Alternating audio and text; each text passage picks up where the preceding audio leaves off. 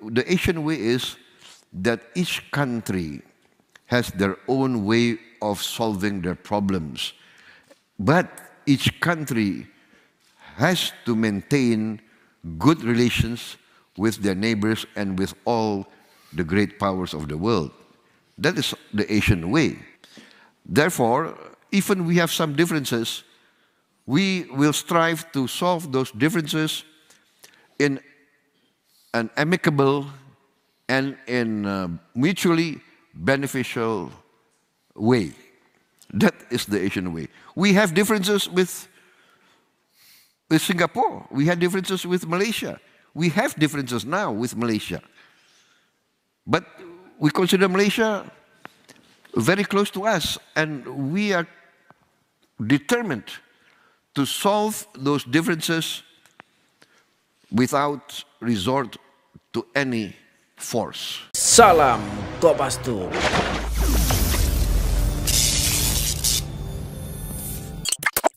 Assalamualaikum, salam Kopastus. Semoga kita semua dalam keadaan sehat, sukses selalu, amin.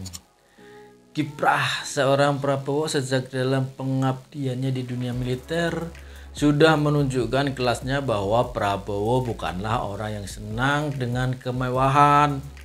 Padahal jika mau itu sangat mudah, karena di samping berasal dari kalangan keluarga kaya, juga saat itu Prabowo merupakan mantu presiden.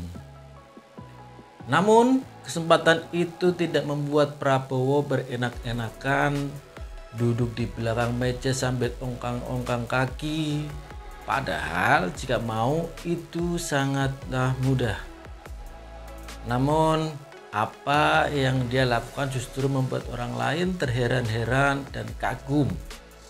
Betapa anak seorang pejabat dan menantu presiden ikut berperan serta terjun ke daerah operasi seperti Timur Timur dan Papua dalam berbagai penugasan operasi sebagai seorang prajurit.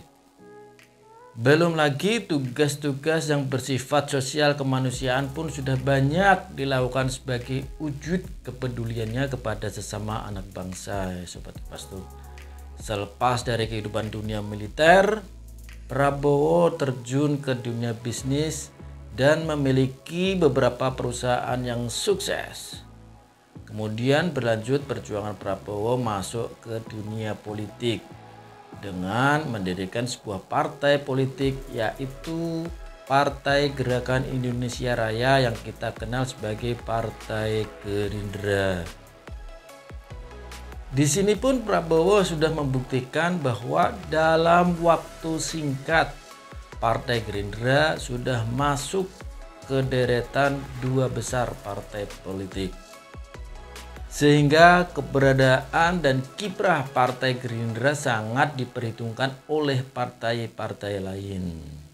Dan sampai saat ini Prabowo satu-satunya ketua umum partai yang dianggap mampu untuk menyelesaikan persoalan bangsa yang kian tidak menentu arah kebijakannya, sehingga membuat rakyat semakin terdampak atas kebijakan-kebijakan pemerintah yang memang memihak kepentingan oligarki. Mengapa Prabowo disebut orang yang paling mampu? Karena Prabowo ditinjau dari sudut manapun sudah memenuhi kriteria seorang pemimpin masa depan. Secara pengalaman di bidang pengelolaan negara, khususnya bidang pertahanan, sudah tidak diragukan. Karena Prabowo adalah seorang prajurit berpangkat jenderal, secara finansial mampu karena ditunjang oleh bisnis-bisnisnya. Wawasan kebangsaan bahkan tingkat loyalitas kepada bangsa dan negara sudah teruji dengan sifat ikhlasnya dalam melakukan gerakan dan perjuangan tanpa pamrih. Tidak pernah membenci lawan atau kompetitornya sekalipun. Bahkan berprinsip 1000 kawan terlalu sedikit dan satu musuh terlalu banyak. Sungguh contoh sosok seorang negarawan sejati dan berjiwa patriot. Walaupun selalu dibully dan sering disepelekan oleh orang-orang yang tidak paham langkah-langkah yang beliau ambil. Sejak bergabung dengan pemerintah sudah banyak membuat gebrakan dan program yang membuat negara tetangga gentar, yaitu program pembaharuan alutsista TNI dan menjalin kerjasama dengan negara-negara internasional. Beliau ingin menjadikan pemerintahan yang lebih baik, bersih, agar negara kesatuan Republik Indonesia bisa menjadi negara maju sejajar dengan negara-negara yang sudah maju dan mencapai cita-cita kemerdekaan Republik Indonesia yang berdasarkan Pancasila dan Undang-Undang Dasar 1945.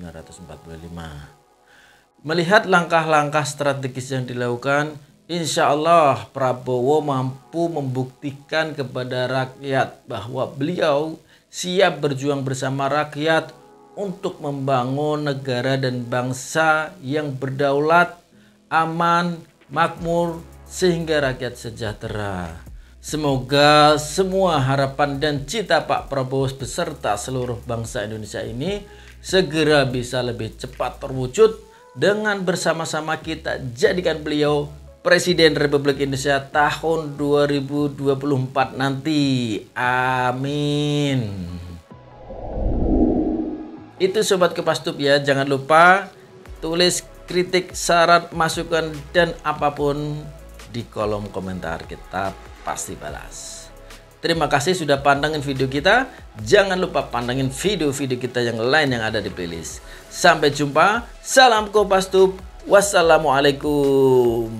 Salam Kopastus.